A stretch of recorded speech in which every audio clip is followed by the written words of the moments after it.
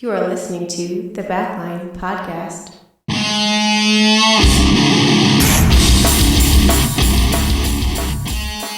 I'm Trey, This is Tristan. and you're listening to the Backline Podcast. So today we're going to be talking about pet peeves in music. And I am a type A kind of guy, OCD. Mhm. And I've got a handful of pet peeves, but I kind of narrowed it down to 3. We're going to talk about pet peeves at practice, pet peeves at, during, whatever, in the live show setting, and then pet peeves with music in general. So, did you have a pet peeve at practice? At practice? I don't know. I don't know if there's anything that like bothers me about practice. Not when I ride your ass when you're here 2 seconds late. That's not really a during practice thing. That's more of a you thing. No, like getting to practice. No, that's fair. I mean, the drive's not bad just coming from work. That's the only time it's really bad. I'm thinking about like our setup and what we do now and what would be like pet peevish about that, I guess. Well, it could be anything. Yeah. Just regarding practice. It doesn't have to be specifically about the music aspect. I got 2. I already know what one of them is. What? It's going to be when I drum when you're trying to do something. Fucking A. If I touch the drums. Drumming while tuning is a big one. You know what the funny thing That is? goes with shows and practice, but mostly practice. This is my pet peeve, is not being able to drum other than when we're playing songs. That's my pet peeve.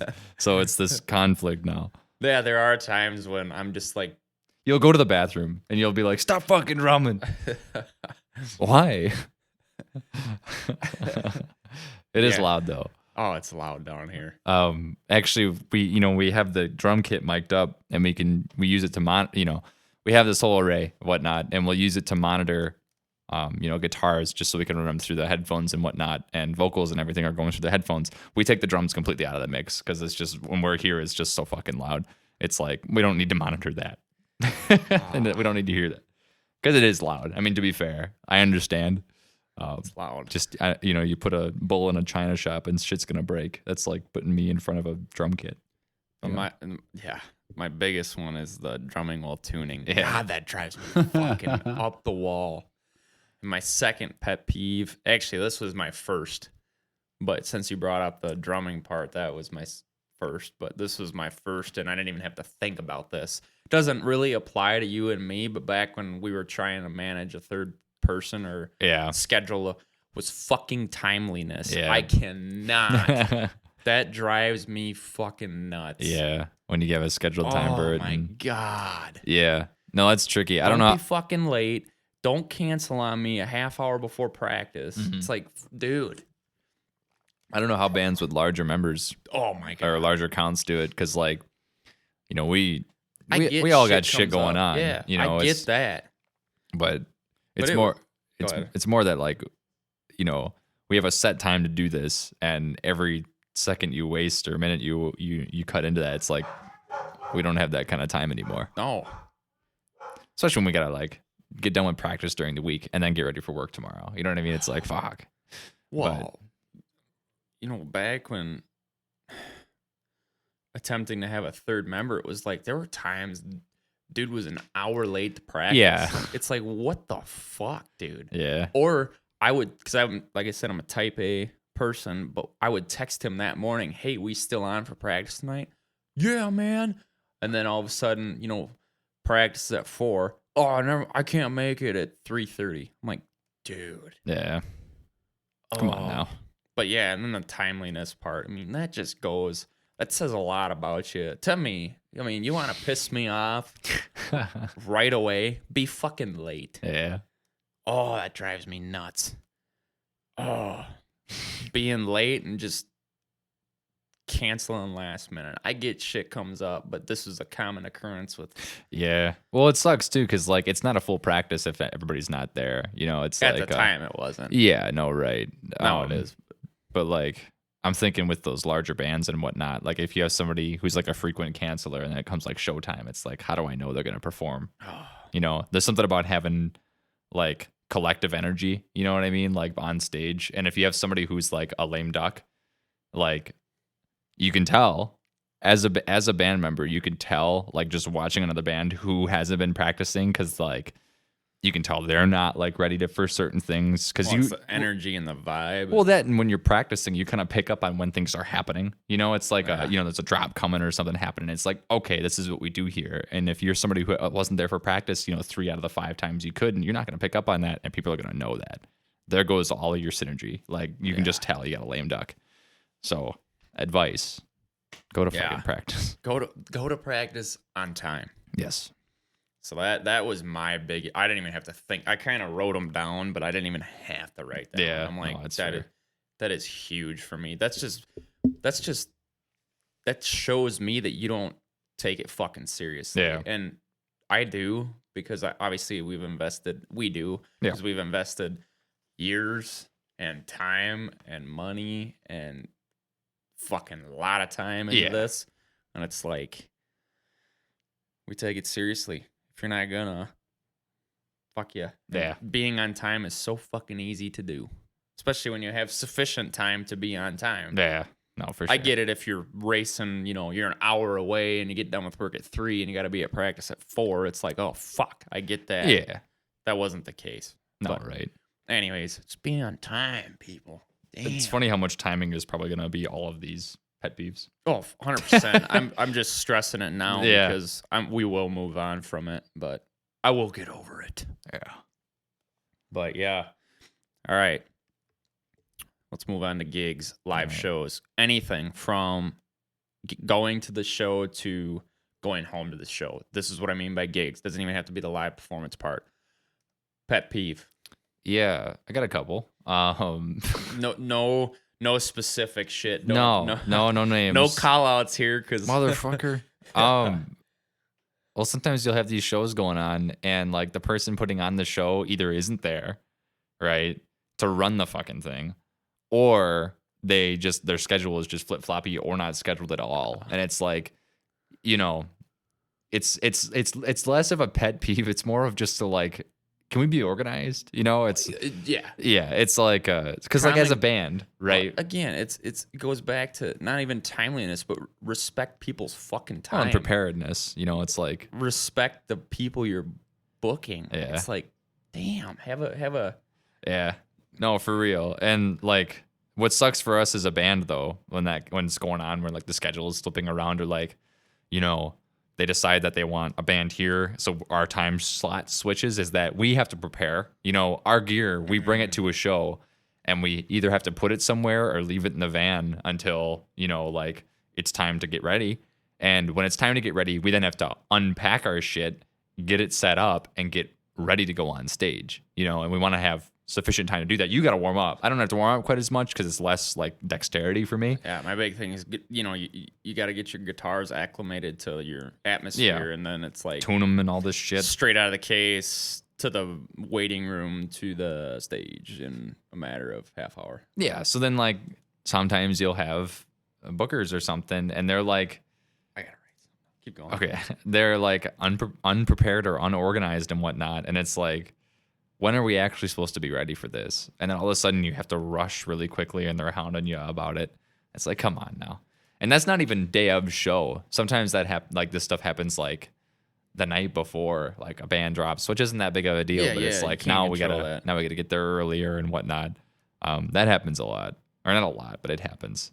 Trying to think of anything else that like particularly bothered me. And I get it. We've booked shows. It's fucking hard to deal with people sometimes. Like being we've ran a couple of shows. We've ran, whatever.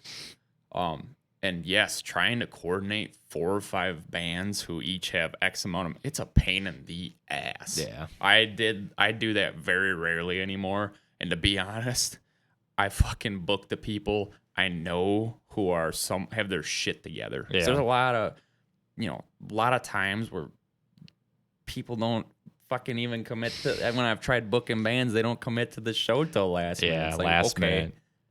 good to know you're on now. Yeah.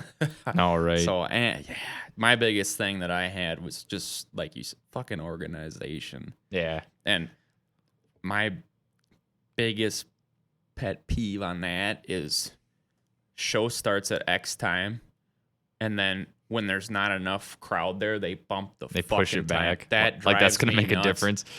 And that I can't tell you how many fans that we've had Yeah, come out to it watch sucks. us, and then venue X bumped the times back, and we didn't play for another hour and a half, and our fans were so fucking pissed. Yeah. Everybody was, because there were fans there anticipating the band after us, and Yeah. that it just fucks everybody's. I hate that. It sucks because like That's again, and and not respecting people's time. it's a lose-lose for everybody if you think about it, right? So as a bar owner, your goal is you want to bring more people in before the show starts. That doesn't make fucking sense, because the thing is that the people that are there already know there's going to be music, so they're ready for it, right? B, you have people who came for the music, are buying drinks, are ready to get the show started, right? And they're already there. Like the only thing you're going to do is have a deficit when you push that show out. Yeah, and you're just hoping stragglers. You're hoping a bachelor party is going to roll up with a fucking bus full of people, and that never fucking happens. The only time that it really makes sense to bump back is if you have like a 7-band bill, which sucks if you start fucking bumping that back too. But then you might have people who are fans for later on bands that show up earlier, but that's the only time. Because they're like, Yeah. oh, we got to be there later here. anyways. It's a Now- lose-lose. Yeah, You it's- suck. I If you- hate that. If you're doing that, that sucks. And we're not bitching about. I'm bitching. We're not bitching about promote. We've had the opportunity to play so many venues and play for so many promoters and bookers, and we're so grateful for all that. This is just after doing it for almost 10 years. Yep. This is what we don't like to put up with Yeah. anymore. Oh, I got one more pet peeve. Yeah. For this shit is when you have a venue that clearly does fucking music all the time, right? And you ask a question that should be really routine and easy to answer, and they fucking don't have an answer. Like, where do we put our gear? Ooh, we've never done that before. You've been doing this for 10 years. Are you sure? Like, oh, I hate that. Dude, anymore to piggyback right off. Or where do we put the merch table? Ooh, I don't know. Set it on the bar. Where do we usually fucking put it, buddy? Come on. To piggyback right off that, biggest fucking thing, and this has kept me from booking shows anymore at certain venues. You're a music venue, but you have no fucking parking. Yeah, no, Oh my like God. where can we park? Oh, wherever there's space. Throw your hazards on in the middle of the street and unload gear, and then I go think park not. 3 blocks away. Yeah. Okay, dude. No way. Oh man, I feel like I'm just bitch. This is a bitch session. I mean, but it is a it's- pet peeve session. It's a pet peeve Yeah. session. This is just stuff that. This is the shit that you kind of got to deal with, and I'm Yeah. sure not that. And we don't complain that much. So. No, and not that a band is a small business, but I'm sure every small business has gripes about shit. These are ours. It's Yeah. like, man, some of the shit we put up with Yeah. ain't worth the little amount No. of money you make. It's fun though. Oh, it's fun. I'm still remembering venues with in-house PA where nobody who's there knows how to run it, and it's like, what do you want us to do then? Holy shit. I don't know. Make some noise. I know. I've got one right off the top of my head that fits the last 2 fucking things we just said. But Yeah. Again, we're not specifying No. anything. Hey, if you're booking shows, have an idea of what's going to happen during that show, and please don't wing it. Oh my god. My God, and please be there if you are putting on the show, because your bartender doesn't know. No. Most likely. Most likely. Yeah, that's so. I really think, and I think I'm gonna say the biggest one right now. Uh-oh. But I think those all 3 might be tied. Yeah, there's The not knowing what the fuck's going on, Yep. the no parking, Yep. and then what the hell did I say? The pushing the start times back. Yeah, that might top it. that's all, so because dumb. I have so many bad memories of venues doing that. Yeah. And nobody's happy. No. We're not even happy. When There's we not an get exchange that's happy there. It's just dumb. They think, yeah, like you said, we're gonna get more people in here. No, dude. What are they gonna do? They didn't expect music anyways. They're not gonna buy any more or less drinks just because you push the music back for them. You know. Oh man. But Anyways. biggest thing, I think. I'm gonna bite my tongue a little bit here. bands playing over their allotted time. I can name one band that did it to us. We played in Chicago. Yeah. We drove 3 fucking hours, 4 with traffic to get on this opening slot of the bill. On top of that, last minute, we were supposed to be the openers. Last minute, they called Joe Schmo's band up the street down to open for us. So we were like second in line. They played probably 15 to 20 minutes over their set. We got up there and played like 20 minutes, not even. Yeah, we played because we didn't want to piss off the bands behind us. We had to correct. I know. I still remember the band's name, and I'm not gonna forget it because that was so fucking rude. Yeah, they drove 5 minutes down the road, and on top of that, remember our set? They went outside and just didn't. Yeah, they didn't. They and then sucked. The instant we got done, they come in and they're ready for the next band. I'm like, fuck you. Yeah, they sucked. Yeah, they were just not good people. No. But hey, we remember. So that really that was annoying. And that was we were super young into we were a couple of kids. Like it was like when parents still had to go with us. And it was just like, come on now. It was a Sunday night. We had to drive back. Our parents had to go to work the next day. We had to go to school. And it's like, this is one of our friend who headlined the show on a Sunday night. Actually did us a favor and booked, added us to this bill, and we did not fit the bill. They were like power metal, dragons, and shit. And then Stoner Rock. And then it was us. And he was just helping us get out there and spread our wings and get our road chops. And these guys were just asshats, man. Bunch of peaches. Oh yeah. And I couldn't believe it. Yeah. No, that was like... What are you doing? It's so petty, when so you're pretentious. It's funny because, like, you know, you're over time for your set. And this also is an organizer thing. Because if you're an organizer, you should be know. Pulling that. Yeah, you should be killing the mics and whatnot. But, like, not only did they stop a song after their allotted time, they started more, you know, just after their allotted time to play more. It's like, what do you... Yeah. Hey, yeah, but they did their exit from their set. Yeah. Fucking. That was something. Yeah, that was a whole mess. Uh-oh. Hi. Studio Doggo has entered the chat. Hey. Come on now. Good girl. Now. Out. She's like, what the fuck? Hey. Come here.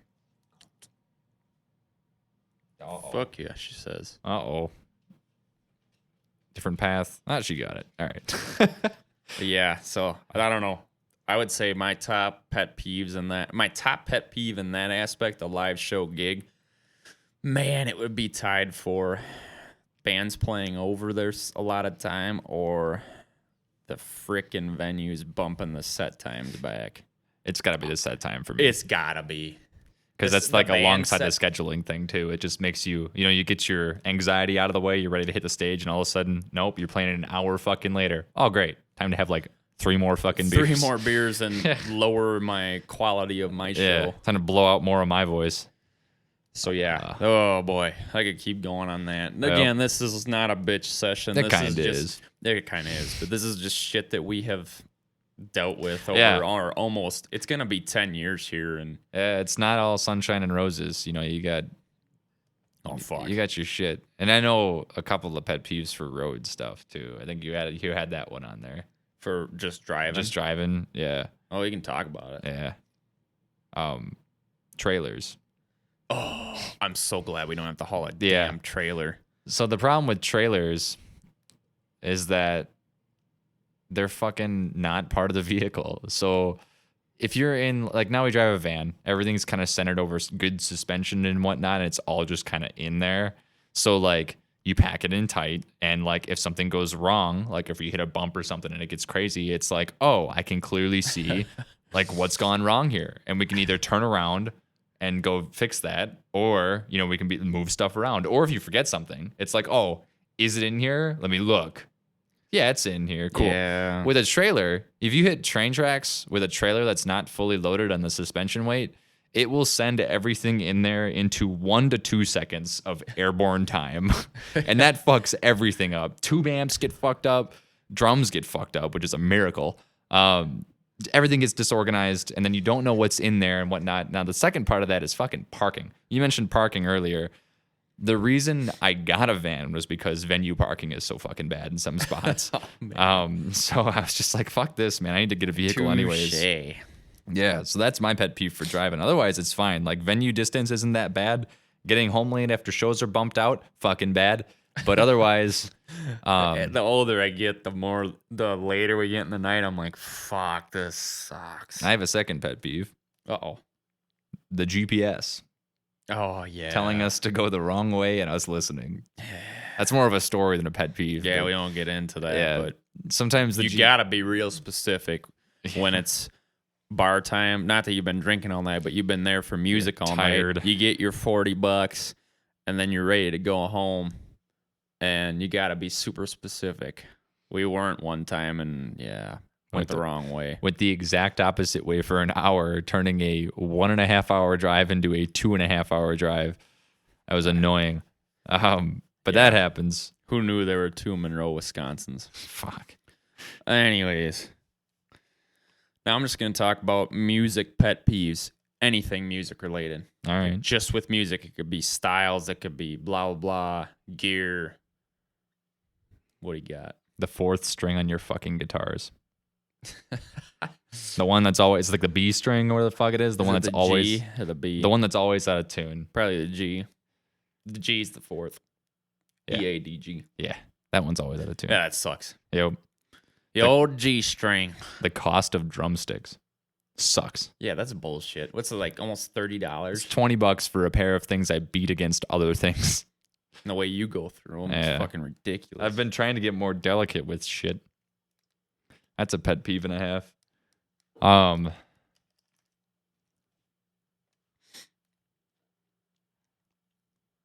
don't know. Oh, I got a big one. All right. I think this is just a life rule in general. But bands, musicians, performers not being authentic. Yeah. You can sniff that out from a mile away. Yeah. And it drives me insane. It sucks. Be your fucking self, man. Stop trying to be what you're not. Yeah. Oh, fuck. That sucks. You can sniff that shit Oh, you can out. just tell. And you just want to, you can't, but you want to distance yourself from that. It's like, fuck. Be yourself. Be true to what you are. Play what because you see good musicians, right? They're really good musicians otherwise, and they're charismatic, but you can just tell you're full of shit. They're full of shit, man. Like, come on. You're like cheating on a test that has no right answers. Like, fuck off. You know what I mean? It's like, just what are you doing? Yeah. Or no wrong answers. I don't know. I mean, that goes from your whole aura vibe, the vibes you put off, to what you're trying to pull off with your style and looks. It's like, dude, I can sniff that shit right out. And maybe early on we were like that, trying to be the tough guy thing, but we got over that pretty fucking quick because we're like, this ain't who we are. It sucks. So now we show up to shows like, hey, this is what you get. We're no different on stage than off. It's like, hey, we're I don't know. Here we are. That just drives me nuts. And it's so fucking fake. I just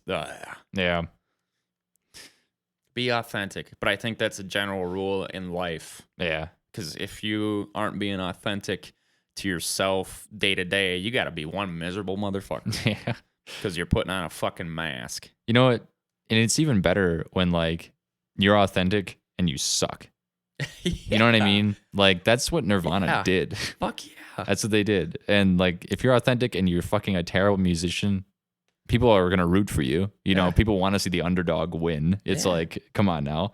But if you're inauthentic, you're good at music, but you're bad at putting on this act, it's like you said, you can just fucking tell. And unfortunately, it usually makes for a decent show for the majority of people. But if you're at anywhere involved in stage play, it's just like, come on. That's because the dopamine society we live in, the instant gratification, whatever else, Here we go. I know what you mean. Yeah, I could dive into that. I could go on a rant. No, I know what you mean. Where it's like, yeah, the top 40 music, most of it sucks. It's soulless, and it's like these people can't be being authentic. No, yeah, fuck. Oh yeah, that's a pet peeve. That's a giant one. Yeah. We got any comments? Nope. All right, but I got any comments. Oh, yeah. No, you can definitely tell with that shit. Like, I don't know. Yeah, you got anything for just general pet peeves in music? General pet peeves, just in general. At work, man, it's good. Fuck. I hate having to tie my shoes. Whatever happened to Skechers no lace shoes? Yeah, what the fuck? Or the twisty strings. Yeah. Cinch them down? Yeah. What the fuck? What's your pet peeve? I don't know. I'm trying to think of like show experience and things that have happened. Oh, bees. I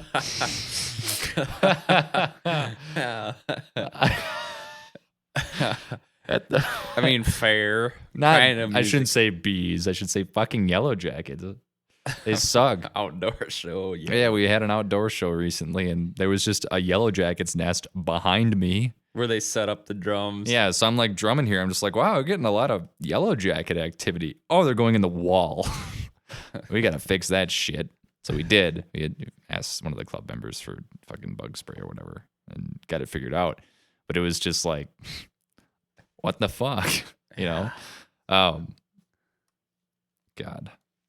Yeah. I'm drained after ranting though. Yeah, I'm tired. But no, this will be on a podcast episode. But yeah, these are our pet peeves in music. So yeah, it's everything from venue parking to being authentic to damn trailers to yellow jackets. Yeah. So a little bit of everything.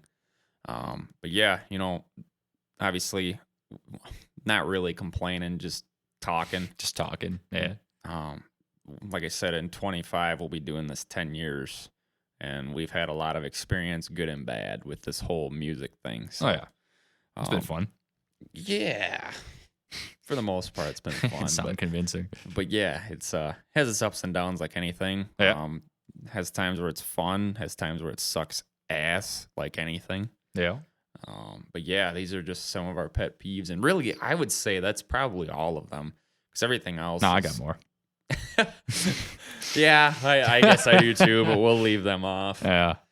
We could get into real specific stuff. Oh, yeah. We won't do that. But that'd turn more into an opinionated rant than anything else. Yeah. But I think these general ones are, I think any band would be like, that does suck. I think a lot of it is just etiquette shit more than anything else. Yeah, it's just be a good fucking It's human. like, come on now. There's a stereotype when it comes to bands.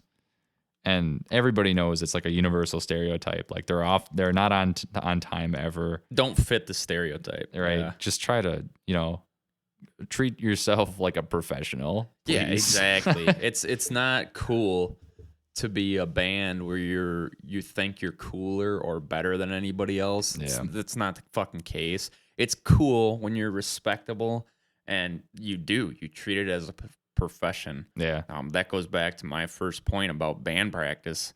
And the person we had at the time was not on time. No. That's not respectful. No. And it's fucking definitely not professional. No, right? So it just goes back to your core values as a fucking human being and as a professional. Right. If you want to be a musician who takes it professionally or, like a regional, whatever, better show it, man. I mean, you can't be, your reputation is everything in music. And this shit. So, and just like I was talking earlier when we used to host shows, I fucking remember the bands that were difficult to deal with and I won't book them again. Yeah. That's not a threat or anything. I don't book shows anymore. No, right.